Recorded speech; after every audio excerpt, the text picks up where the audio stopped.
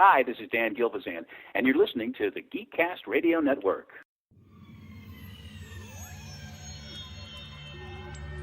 You're listening to the GeekCast Radio Network.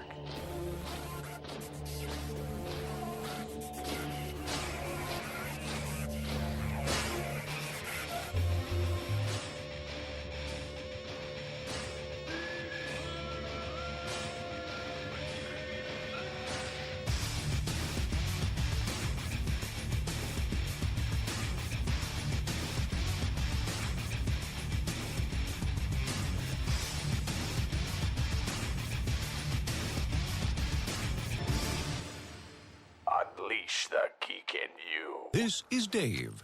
He really enjoys going to the movies. He's always considerate to his fellow moviegoers. This fellow is disturbing everyone around him. Oh, look, Dave is shutting off his phone. Now is not the time for talking or texting. Oh, well, now look at that. There's a true movie-watching friend. Let's all be more like Dave. Hello and welcome to GeekCast Radio. This is episode 77. I am one of your hosts, TFG1Mike, and a little late. We're into the new year, and we're kind of finishing up on the whole syndicated spotlight, even though these guys aren't syndicated. They're more so in the core of the network. I am talking with the... Now, I want to get this right, so just give me a minute here. Talking to the former co-hosts of M-Wire Weekly, the current co-hosts of Weekend at the Movies. We dropped Optimus Solo off at a mac and cheese factory, so he's no longer with us at this point in this episode of the podcast. I have with me Mr. Nate Crocker. Hello, sir. Hello. And Fridley Sin. Matt Fridley. Hello. Hey. I kind of want to get on some of that mac and cheese factory if you let me know where that's at. That stuff's delicious. So basically what this is, folks, is exactly what we were doing in episodes 68 through 73 when myself and potentially Steve Megatron at times came on and talked with our syndicated staff. We're going to talk to Matt and Nate and kind of let you, the network, listeners, our fans, hear from them a little bit more, considering Weekend at the Movies hasn't had an episode in, I don't know, a month and a half or so. So, but that obviously couldn't be helped. You know, when I've always said this, when life gets in the way, podcasting should be the last thing you should think about. That's a reasonable way to look at things. Yeah. Yeah, I've always said that. So what, other than Kevin twisting your all's arms, what made you want to become podcasters or do the podcast with him? Well, so Nate got asked, right? Kevin was like, hey, because I think Dan was stepping down, and he was like, hey, Nate, Nate and Kevin lived with each other at the time, and so Kevin was like, hey, Nate, you wanna join me on this podcast? And it's funny because Nate and I had just started hanging out again. Nate and I have been best friends for forever, but we've lived in different cities for a lot of the last 3-4 years. So we were just he had moved back. We were just getting back in the swing of things, meeting up weekly and whatever.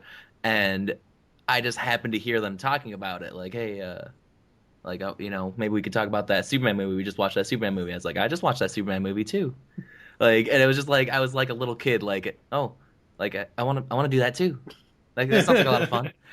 Because, I don't know, I first started listening to podcasts, 4 or 5 years ago with Kevin Pollak. He does a lot of really weird stuff. Sometimes he'll do 1 or 2 episodes and then leave it for 6 months, then come back to it. But I really like just talking, walking, where he just interviews of a celebrity pretending to be Christopher Walken. And that's how I got into podcasts. And I don't know, I never really considered it for years, even ever doing it, because, doing anything on the internet always seems like you got all these hurdles to jump. And so the idea of Kevin being like, hey, I don't have a co-host, we need somebody to join in, it really was like, hey, that's all the hurdles, all I got to do is show up. Yeah. That's usually what I tell anybody. Like if I want someone to co-host with me, I'll say, "Look, I'll do all the work. All you got to do is show up and talk." Anyone can do those two things. Exactly. What about you, Nate? What was your origins for podcasting or wanting to, other than Kevin asking you to do the show? Did you have any inclinations before that to actually do podcasting, or had you listened to podcasts before? Not really. I listened to, I don't know, fantasy fiction was before we started. That was like December, and then Yeah. So I started listening to the fantasy fiction podcast that Dom and Josh do from the Continue Show, and that really got me into podcasts. And then I had listened to a few of Kevin's episodes, and I always was like, the audio quality is not that great, and I've always been like an audio quality Nazi. So when he was like, "Hey, do you want to do it?" I was like, "Yeah." And can I record? And can we like do this with the mics? And can I use all of it? Because like I have the Adobe Suite that I legally am paying for and everything. And it's like I know. Wait, I thought you only paid for that once. No. You're still paying for it? Well, I have the subscription, so it's like $35 a month. Ooh, damn. Well, it's I don't know. Keeps him up to date on everything Yeah, they ever change. everything's updated. So it's like I'm always like looking for new ways to use it because I mean obviously I do the artwork, but there's so many other programs that I'm always like trying to figure out how to use them. So I was like really excited to be like, oh, I could use this stuff and yeah. So I don't know. I'm always excited to like work on projects and stuff. So. Cool, that's pretty much just how I started. And I mean, we were watching movies, Kevin and I, so I was like, I'm watching all these movies, and I've always been a fan of like reviewing and like critiquing stuff, but I never had an outlet for it. And I found it's very difficult. It's way more difficult than I assumed. Because I'll watch a movie and then Kevin will be like, how would you think that one? I'm like, I liked it. For all of them. Yeah. Oh man, yeah. For me, it was a little hard in the beginning. I've been at this 7 years now. The network's been online for 5.5, nearly 6 years. This June 1st will be our 6-year anniversary. So I've been doing podcasting for just about 7 years now. It was, as much as I love, what was hard for me was going in and actually doing the recording. Oh yeah. Like getting the recording done, as far as like, I still remember the very first episode I recorded because I was doing a one-man show. I didn't want to say a solo podcast because that he would think I was talking about him. With the Transformers Generation 1 podcast I started back in 2008, I went into it where I was sitting up straight. I was like, my face was 2 inches away from the microphone, and I'm like, have this stern look on my face. Think of the deadpan guy on the radio in Good Morning Vietnam before Robin Williams takes over. Like the guy delivering the news. It's like, today in Saigon, that kind of thing. Okay. So as I'm doing all this, I'm like, wow. And by the time the network got into its first 6 months or so, 8 months, I just sat back and just talked and just relaxed. But that for me was probably the hardest part. Another difficulty I have is sometimes concentrating on the material. Okay. It depends on the top. Well, it depends on the topic. If it's a topic that is just so god awful that it's like it's not even that I can't. It's so god awful that I can't even tear it to shreds because it's so bad. There are just no words. That would be 1985's Mask cartoon, but all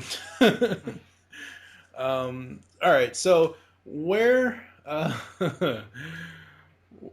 Matt, I think I probably know where you got yours, but Nate, where did your nickname come from? Adolfo Shabadoo? Yes. Okay, all right. So, you know, Breakin', the movie Breakin', and Breakin' 2 Electric Boogaloo. Oh, good lord! The actor that is in that movie, his Turbo. Is it Turbo? One of them's Turbo, and I think that's his name's it is credited as like Adolfo Shabadoo. What's his last name? Quintess or something? Yeah, something like that. It's a weird. So Adolfo Shabadoo. Like I used that for a long time for my PSN name for the PlayStation Network, and I don't know when it came time to make a Twitter, because I didn't make a Twitter before actually doing the podcast, because I don't do social media really. Like I have a Facebook and I haven't been on it in like 2 months. Like ever since I got married, I really haven't even checked it. So like Adolfo Quinones, okay. Anyway, so yeah, I was like, Adolfo Shabadoo, that's a good name. It was funny actually when he made the Adolfo Shabadoo. I also didn't have a Twitter. He made his Twitter slightly before me, and I was like, well, I'll just be Ozone is Adolfo Shabadoo. I was like, I'll just be Turbo, who's Michael Boogaloo Shrimp Chambers, but at Boogaloo Shrimp was already taken. I don't know how Adolfo Shabadoo was it and Boogaloo Shrimp was. So I went with a nickname that they gave me at work. I've got a dozen nicknames. Everyone's got different nicknames for me at work. So I like Fridley Scent. Fridley Scent. Yeah. So you're a white rapper. Yeah. I mean, that's more acceptable now. I mean, back in the 90s, we were an oppressed people, but nowadays... Well, between Vanilla Ice and then in 2000s and, Eminem. Vanilla you guys have come a long way, yeah. He set us back much like Milli Vanilli set back the hip-hop by, he stole his thing from Queen and set us back 100 years easily. What is going on? Mike likes weird references. I've listened to his podcast. The funny thing is, I can follow all of what he just said, and Nate can't, folks. No, I'm good. Hey! What's going on? You just asked what's going on. Nate does this interesting thing, like where he asks what's going on. No. He pretends to not follow. No. Or he's like, "What's going on around?" But really, he's following. Usually. I know what's going on. Like what I'm saying is, why are we talking about Vanilla Ice on this podcast? Well, because of his nickname, Fridley Scent, which I assumed you got from 50 Cent, which is a African American rapper. No. And I made the white reference. No, he got it from Vanilla Ice. Yeah. Oh, geez. Fridley Ice. That sounds more like No, a see, if I bad was flavor. gonna go off of Vanilla Ice, it'd be Ice Fridley. Ice Fridley. Or like Fridley Ice sounds like a really good drink. A really shitty beer. No, or like a low calorie. Oh like yeah, Crystal Ice. drink or whatever. Fridley Ice. It's got 0 sugars. Yeah, you are not sweet at all. Really Oh, I old love you. Slurpee flavor. What's that? Sounds like a really, really old Slurpee flavor. I can get down on that. Yeah, We don't have a 7-Eleven though. Yeah. In our city. I gotta say, Nate, when I first saw your nickname, I'm like, Yep. is he a Nazi lover of Scooby-Doo? What the hell is going on there? You got to look into it. It's the new trend. yeah. I'm not just gonna be blatant about it, even though I was really blatant about it and just using that exact name. You dropped the hyphen. Did I drop it? Yeah, because of the You can't have a hyphen in your Right, Twitter handle. Yeah. All right. So what? Let's see. What was the first movie you guys ever remember seeing as kids? Whoa. Oh wow. Jeez. You said hard hitting. Yeah, no, that's an interesting one. Probably Star Wars for me, because it was one of those things back in the day. They would air Star Wars every year on USA Network, and I remember like looking forward to it, like being like, "Oh, it's coming up in a month," because I didn't own them on the VHS like as some of my friends did, and so it was like I remember always looking forward to seeing that every year. They would do one a day, like Friday, Saturday, Sunday, or something. Now you're not talking about in theaters. You're just talking about movies. No, just in general. Wow. The first movie you can remember seeing as a kid. Well, like probably some Popeye cartoons from.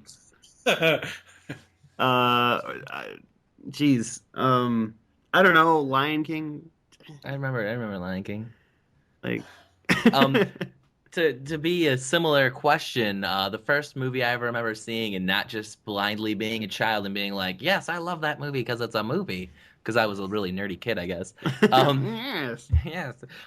So like the first movie I ever had the capacity to review was Jurassic Park 2. I want to say. Sometimes I say 3. Sometimes I say 2. It was 2. Was the one Jeff Goldblum. Jeff Goldblum's in like all of them. Well, no, I mean he was a central character in that one. It was the one where they come to like New York, like T-Rex in New York. And then 3, they go back to the island. So it's 2. Yeah. I legitimately remember coming out of that theater. I was like, I don't know, 8 years old or something. And I was just like, wow, I didn't know Hollywood could make a bad movie. Like, because I didn't have the capacity. I didn't know. I figured, well, all this money gets spent. It's always good. Yeah. And that was the first one I ever, like, I guess, had a reviewed. concept when you were 8 about, like, Hollywood spending money on movies? I don't know if it was that. You know, like I said, I was a nerdy kid. I pushed up my glasses. Yeah. I don't even know if I wore glasses when I was 8.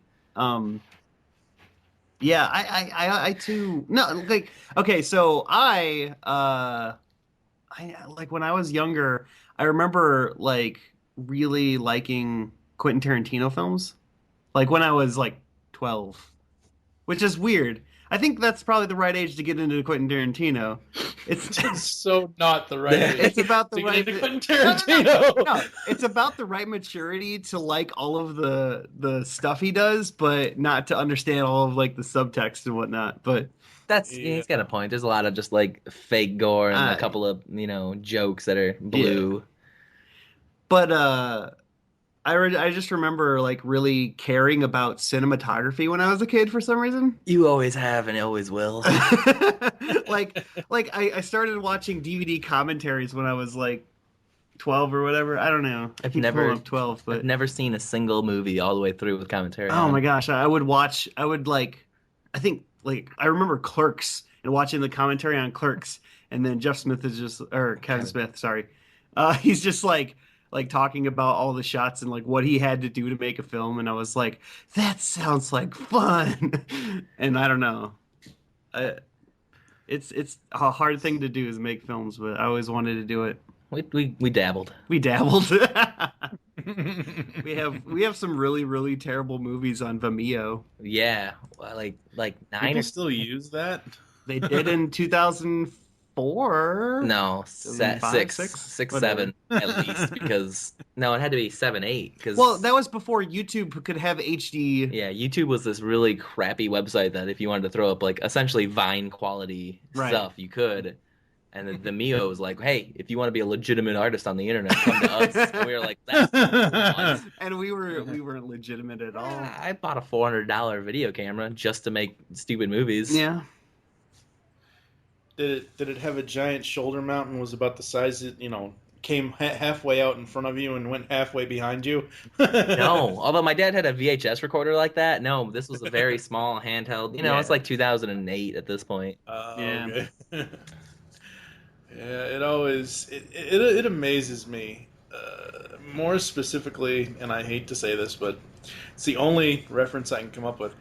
In reality television like Big Brother, it amazes me how far in 15 years that show has been on the air for, even though they're up to like season 16 or whatever else. It started in 2000, so that show's been on for 15 years at this point. In the year 2000, I remember them just having these giant ceiling-mounted, completely super long cameras, and then now this year they're like wall-mounted, almost invisible rotators at this point. The technology has come so far when it comes to video cameras. It's very interesting. Yeah. All right, so what kind of... so you guys aren't just into movies, even though you do a movie podcast on our network here, but... what kinds of movies do each of you really gravitate towards? Do you have a favorite genre? Do you have a genre you will not watch? I don't have a genre I won't watch, but I tend to gravitate towards anything that is lighthearted and is just fun. But I don't know, probably like romantic dramas I'm not really into. That's probably it depends. If it's really good, then if I hear about it being really good, I might watch it. What's the one romantic drama That's really good. It's got everyone. Love Actually. Love it. Yeah, I haven't seen that. Like, one. it's got bits of comedy sprinkled in, but it's actually really good. We should sit down and watch it just so you can see something from a genre you don't normally watch. I don't want to say I won't watch any movie genre, but I don't want to watch like anything incredibly graphic. Like, if it's meant to scare you, whether it's a thriller or a horror or a violent like Texas Chainsaw Massacres type, like it doesn't do it for me. I'm not too into the whole like the gore aspect of horror, but I really like psychological stuff. Yeah, stuff that'll give me a nightmare. I'm excited. Oh, no, dude, nightmares are the worst. I'm with Matt. I don't need nightmare fuel. I love it. I do not need nightmare fuel. I had enough nightmare fuel as a kid. Freddy Krueger and Jason and for some odd reason, Witchboard 2. I heard of that. I don't know. I just haven't. I am so far away. Like thrillers and suspenseful stuff is fine, but the actual horror genre, that is the one thing where I draw the line when it comes to movies. Like, nope, not doing it. Yeah, as a kid, my parents actually would call up other parents and be like, "Hey, he can't watch any of the Freddy Krueger stuff. Like, he watched one of them and he had nightmares for a week. So like, just whatever you do, don't do it." So that was always a thing growing up. My mom and dad wouldn't let me watch those kind of movies for different reasons, but let's not get it. Oh man. All right. Let's see here. Favorite movie of last year, 2014.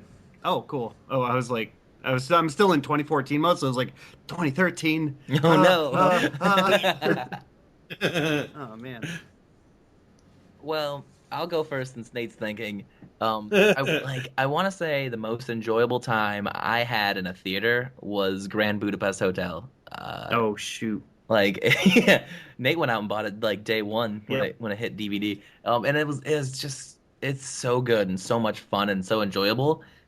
And I'm gonna say that was probably my favorite movie. But the movie I want to suggest to everyone is Hercules. Oh yeah, the second one with Dwayne Johnson instead of the earlier one, The Legend of Hercules. That was terrible because like Hercules, like is the greatest fantasy movie I think I've ever seen in a theater. Like it blows all of the Lord of the Rings out of the water. It's better than The Hobbit.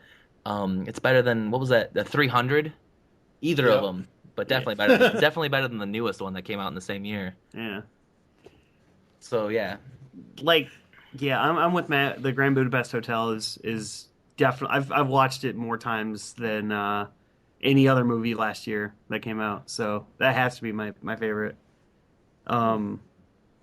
Chef was really good. I like Chef, but it was so like lighthearted and you knew exactly where it was going the whole time. Yeah. Like I know how this is gonna end within 5 minutes of this movie. Yeah, and I know what I'm gonna see, but it was still a very enjoyable trip. Yeah.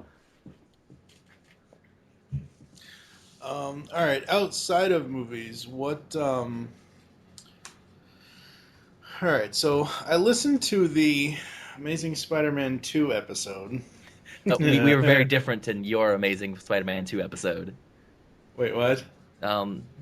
You had Amazing Spider-Man 2 episode on the regular M-Wire. Oh, right. No. I meant I listened to yours. Yeah. I listened to yours, and ours was very different to yours. Yeah, because we don't agree on that movie, apparently. I found that I don't agree with most people on that movie. You know, the only... Looking back on it, and I haven't seen it since we did that episode of M-Wire, I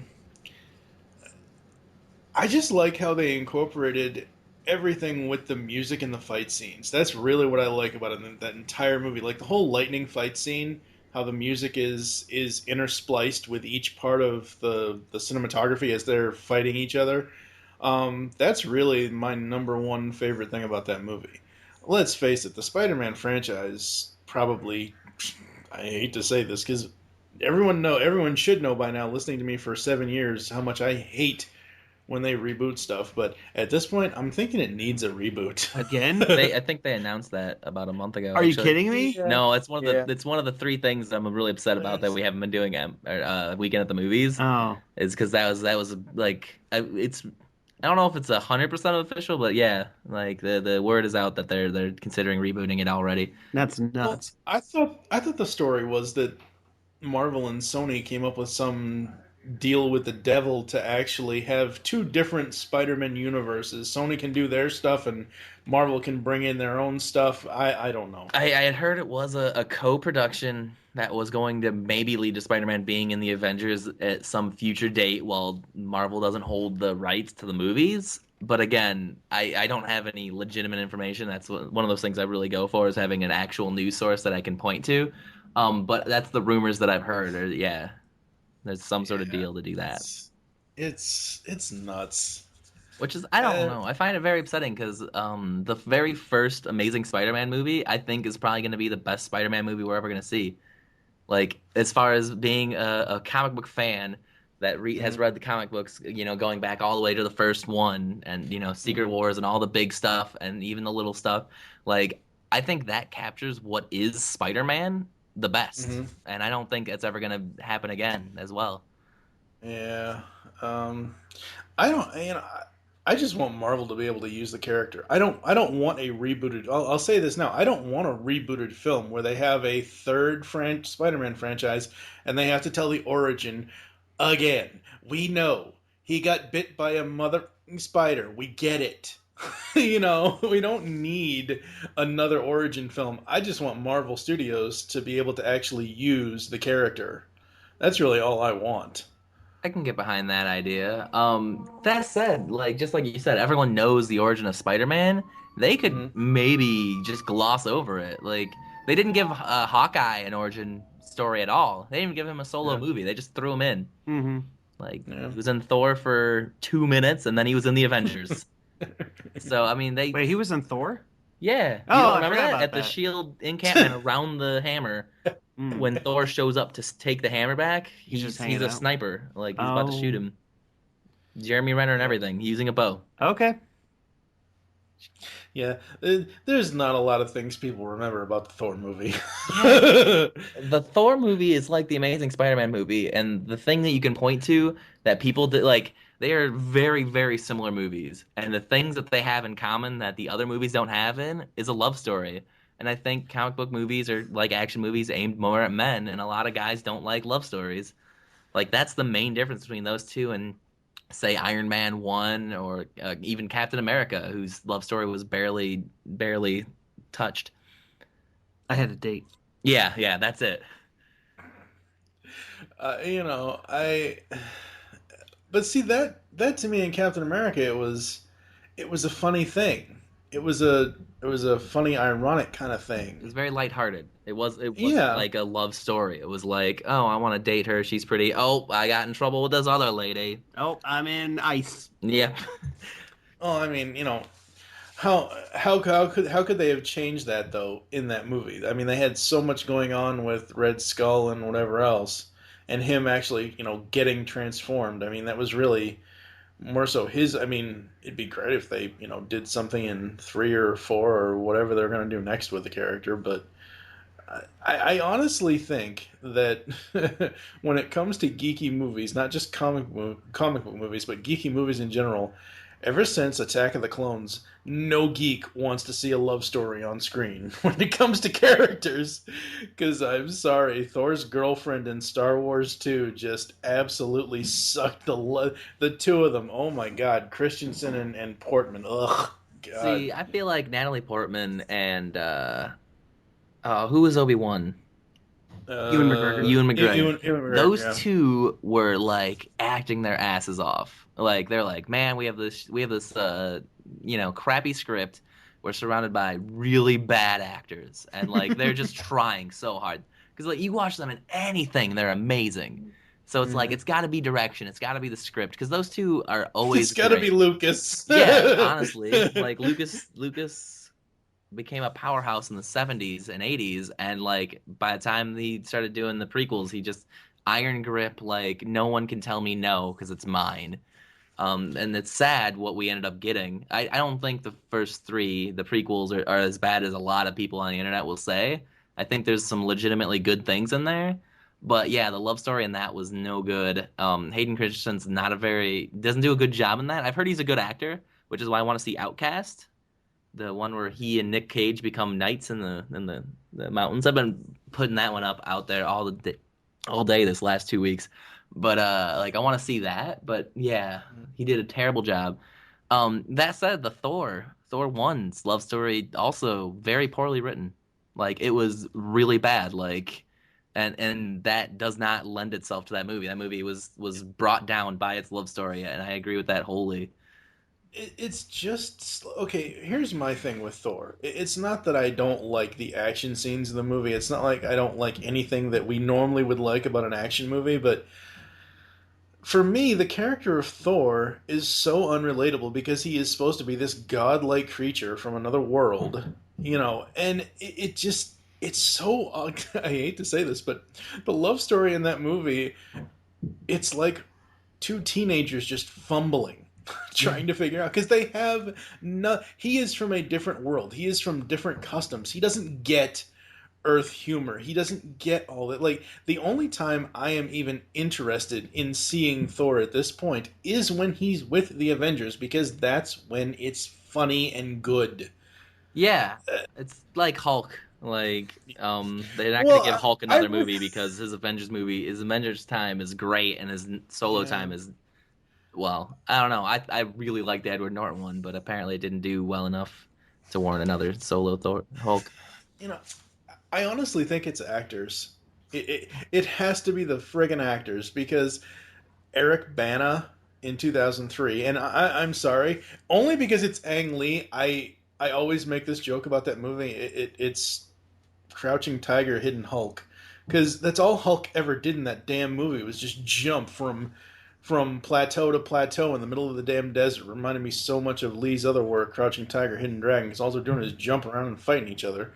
But I honestly think it's the actor, and now that people when I was on our Canadian friends podcasting network, This Week in Geek, thisweekingeek.net, we everybody on there, Mike Dodd and all of them, just made fun of me, called me a geek, called me a Ruffalo supporter. Everyone kept pissing on my parade when it came to me talking about Mark Ruffalo as Bruce Banner in the Avengers, and everybody's like, no, it's not going to be. It's going to be horrible. It's going to be worse than Ed Norton. It's going to be this. It's going to be that.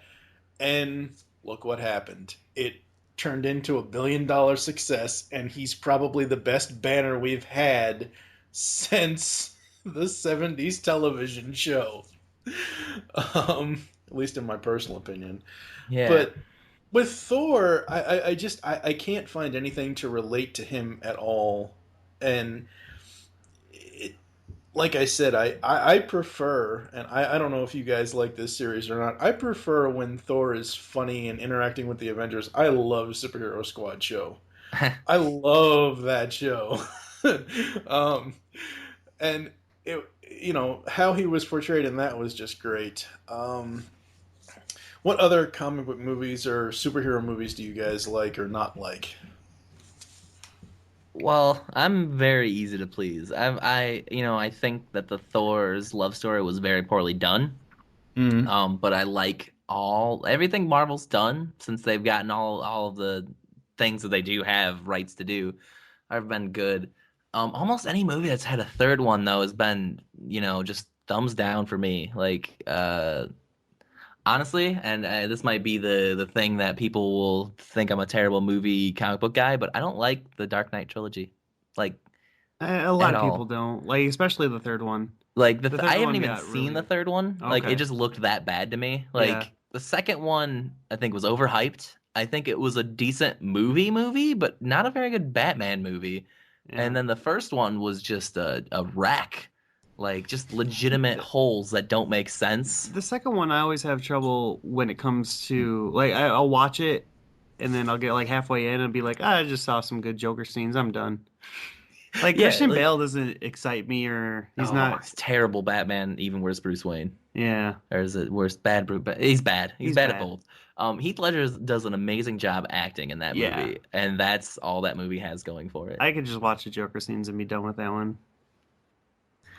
Yeah, I like The Dark Knight. Batman Begins, I like it once we actually see, but like the last third of the film, when we actually see Batman doing stuff. Alright, so we're going to get into some strange geek territory here, folks, and please remember, these are just opinions, okay? So, Matt, from worst to first, who are your favorite actors that have played Batman? Least to favorite. Least to favorite. Well, then I'll just go say Christian Bale right off the bat. Okay. Okay. Of the original, the four that were from the 80s to early 90s, there was just Michael Keaton and George Clooney. Or was there a third one? Michael Keaton, George Clooney, Val Kilmer. I'll throw Kevin Conroy. We're not, well, no. Okay, let me live action film. If we do animated, because if we throw Kevin in there, it's hands down Kevin's the best all around. He is Batman to everyone. Also, I'm gonna throw it out. I haven't seen the 40s and 50s serials. Like, I want to see those really bad, but I haven't seen them, so I can't rate that guy. But we'll say Adam what? No, who was the guy that I just said? The Dark Knight guy. He's Christian Bale. Bale. Yeah. Worst to best. Christian Bale, Val Kilmer. Probably Clooney after that. No, you do. Clooney's better than Kilmer. Yeah, really? No, you do. I don't like Val Kilmer. Clooney then Kilmer. I don't know, man. I enjoy the Clooney movies. Clooney did nothing. No. The Clooney movies are good for what fun, they are. Yeah, but Clooney is terrible as Batman in those. The only line that he had that was even remotely funny was, "This is why Superman works alone." Yeah, no, that's why I love Clooney, is that, like, in those movies, which are over the top and ridiculous, they're kind of like The Dark Knight meets Adam West for no reason at all. Like, Joel Schumacher was just going crazy with those. Like, he is like, he's not either of those guys, and he doesn't belong at all, and I find that even better. Like, thankfully, Clooney only played him once. I will defend Kilmer to the day I die as a good Bruce Wayne. Not a good Batman, but a good Bruce Wayne, because I thought he really did justice to the emotional tones of the character that was presented in Forever. I'm going to have to rewatch that one again. Those two... Like, hell, I need to rewatch Batman and Robin because I fell asleep last time we watched it. Yeah. I only got about 2/3 in. You only got half the ice puns. Yeah, and that's really the ice puns are they're the top notch. So then I guess after that would be who do we got left? We got the guy Keaton and Adam West. Yeah. And I don't know, I think as far as a serious Batman, Keaton's probably done the best job, and as far as Batman, Adam West has done the most entertaining job. But the problem is, like, when I think about Batman, I don't think about Michael Keaton at all. I don't think about, Batman in the movies is the least interesting part of the movies. It's almost always, yeah. The rogue gallery is what brings you in. Yeah. Because they're varied, and he isn't. Yeah. He's the Sentinel of Justice, yada yada, hide in the shadows. Yeah. And then they're all over the top and different. Yeah. I mean, I care more about Christopher Walken than I do Bruce Wayne. Christopher Walken was the best part about Batman Returns. The rest of that movie sucked, other than the giant duck boat. Where was Christopher Walken in Batman Returns? Are you kidding me? He was Max Schreck. Yeah, I remember that. I remember Danny DeVito being a really... Oh my god, how do you not remember Christopher Walken as Max Schreck? I probably saw it in the mid to early 90s and, like, twice. And you haven't seen it since. Like, I definitely... 2 years ago, I have the actual comic book adaptation, and I don't remember anyone looking like Christopher Walken in that either. They did. Well, they weren't able to capture his Walken-ness. It's only one extra long book. It's like an annual, so they probably just couldn't keep all of that storyline or whatever. I don't know. He was the one. What did Curiosity do to the cat? He was Max Schreck. He was Selina's boss who shoved her out the window. Is he the one who shoots her like 6 times and then pushes her out a window? Yeah. I remember that scene. I don't remember Christopher Walken. Yeah, he didn't even do enough in that movie. Is that all he does? Yeah, that's all he does. Kills her in the beginning.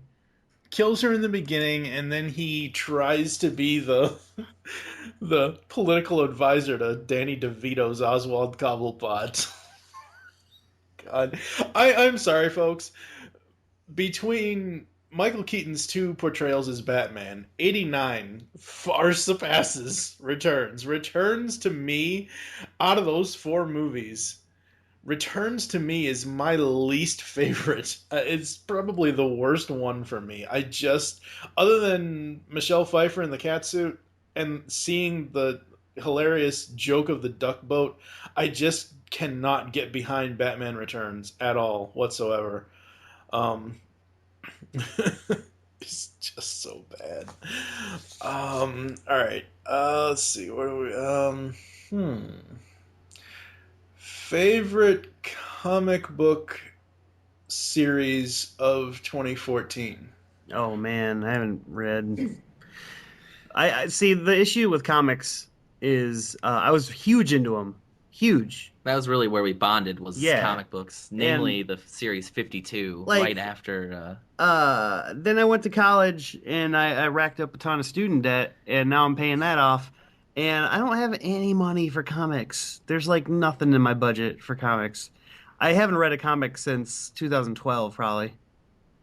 Really? It's been 3 years since you read any comics? Wow. Well, 2, but I mean, sometime in 2015 doesn't count. And also, I completely got out of superhero comics. Like, I'm if I read a comic, it's going to be an independent one. I'm gonna read. Like, I was really into Chew. I don't know if you know Chew. Oh yeah, we actually, my buddy JT and we covered the first 2 volumes on the pull bag last year. Yeah, I read like the first 12 issues or something. It's really good. I thought you had the first 4 volumes. I haven't read them yet. Oh geez. So yeah, I don't know. I haven't been reading comics at all. But that being said, Captain Marvel is my favorite DC superhero, and Captain America is my favorite Marvel superhero. Captain Marvel doesn't exist anymore. Yeah. He's Shazam. Whatever. That was a very angering mistake that they're never going to change. I guess I haven't been to Neil's, which is the place we go for comic books. Probably, place we used to go for comics. Nate hasn't been to Neil's in like 5 years. Man. I haven't been there in, I don't know, like 8 months.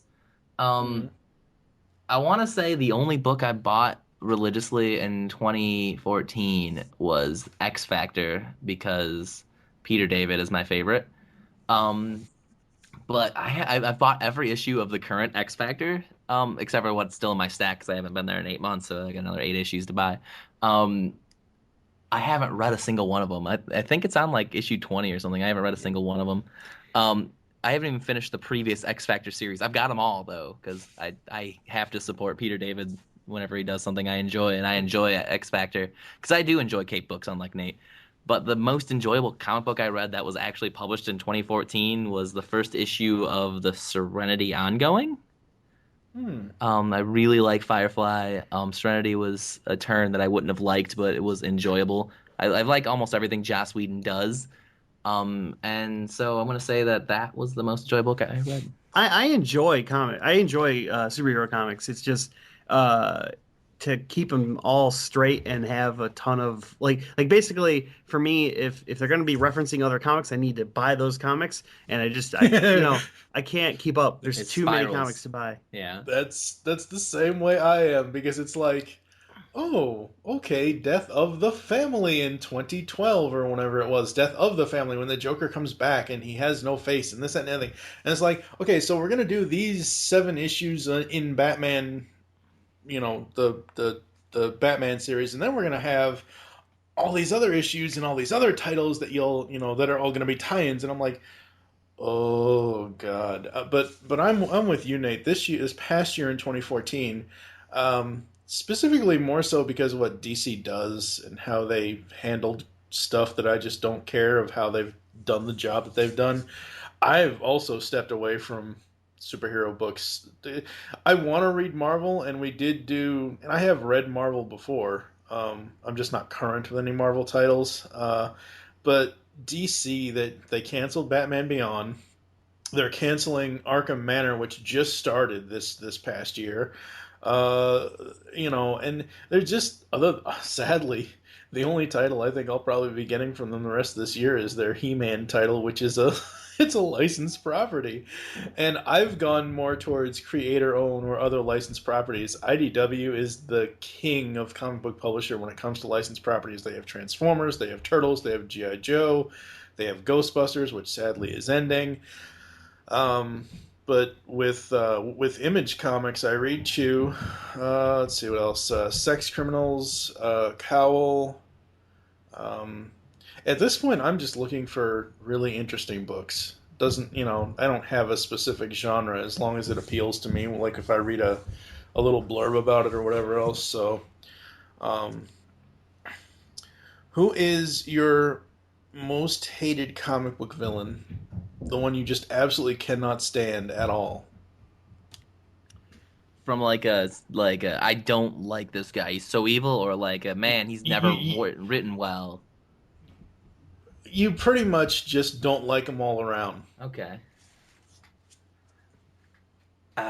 Honestly, for a mixture of the two, I don't like Lex Luthor.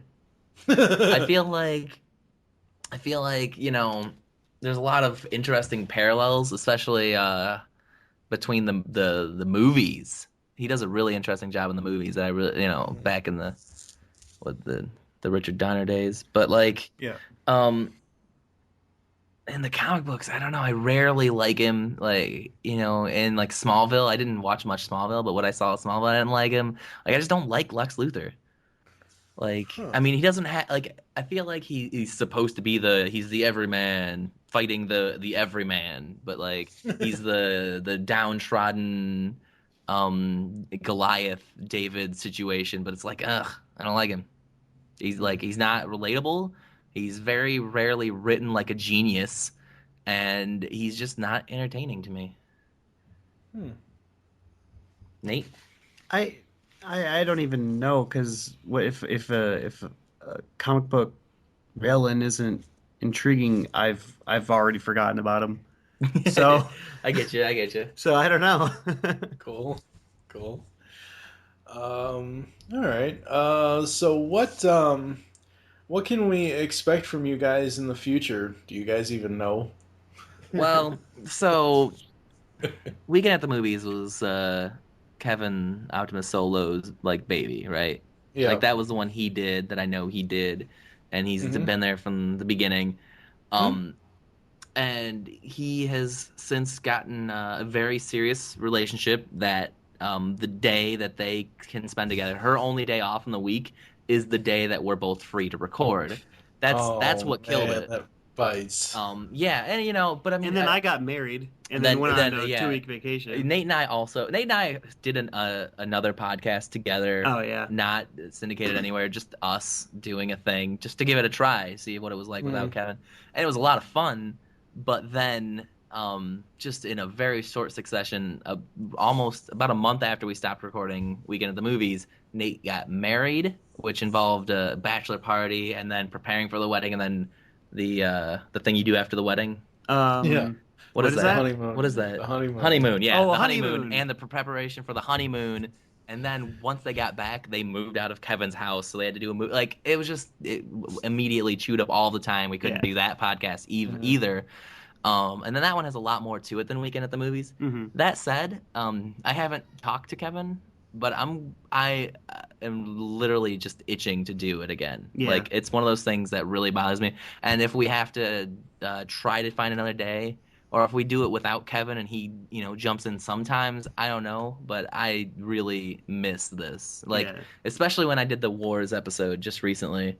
It was just this is where I belong. This is what I should be doing at least, even if it's only an hour or two a week. It's something that I need in my life. Yeah, once you get into podcast, it's kind of like that old saying, I thought I was out and they pulled me back in. you know, once you get into podcasting, it's really, really hard to drop it. I mean, some people might be able to, depending on how their personalities are, but once you pick it up and you have a knack for it, and you really, really enjoy what you're doing, it's a hard thing to step away from. Yeah. But like, really, really is. Like you said, when the hurdles start coming, it's the last thing that you do. Oh, yeah. But it's right there in your mind. Yep. Absolutely. All right. Well, I hope this gave everybody a little insight into Matt and Nate. And who knows? We might see them in other things on the GeekCast Radio Network. I do know, since this episode is probably going to go up the Friday after the tournament is over, I do know, are both of you going to be on the championship? If I'm invited, I'm going to be there. Well, sure. I mean, I was only in one of the rounds, which is a sad thing. Yeah. Because I work at UPS, and so when you guys were like, we're going to record late at night during the week, it was like, no, I'm going to, even if I recorded, I would have to, close my mic, close my laptop, and run out the door to get to work. It just wasn't going to work. And I was also had to lose an hour of sleep to do it. So like as soon as Christmas was over, though, I was right there. Awesome. But yeah, who knows? You might see these guys elsewhere on the GeekCast Radio Network, and hopefully Weekend at the Movies will return soon. Coming up next on the GeekCast Radio, I believe it's going to be... I'm trying to think here. It's either going to be Random Fandom Part 2, or it's going to be Comedians We Love and Hate. So, not exactly sure. And I'll say this right now, our second annual GCR Awards are going on. Go over to the website, click the banner where it says submit your nominations, fill that out as best you can. We're going to be doing the second annual GCR Awards podcast in March. That will be episode 80 of the podcast. So there's that. So go check that out, as well as checking out the GCR Awards video game character tournament. So there's that. Until next time, folks, we have been... Go on. Somebody say something. What? I don't know. I don't know the rules. Are we introducing ourselves? I've been at Fridley sent Matthew Fridley. I've been a man named Nathan Adolfo Shabadoo. Unleash the geek in you, and we will catch you next time, folks. Jarvis. Hey. All wrapped up here, sir. Will there be anything else? You've just listened to GeekCast Radio on the GeekCast Radio Network. There are several ways to get in contact with us or leave feedback for the show. First, visit the website, geekcastradio.com, where you can comment on all of our different podcasts. Second, you can rate our show and leave us feedback in iTunes.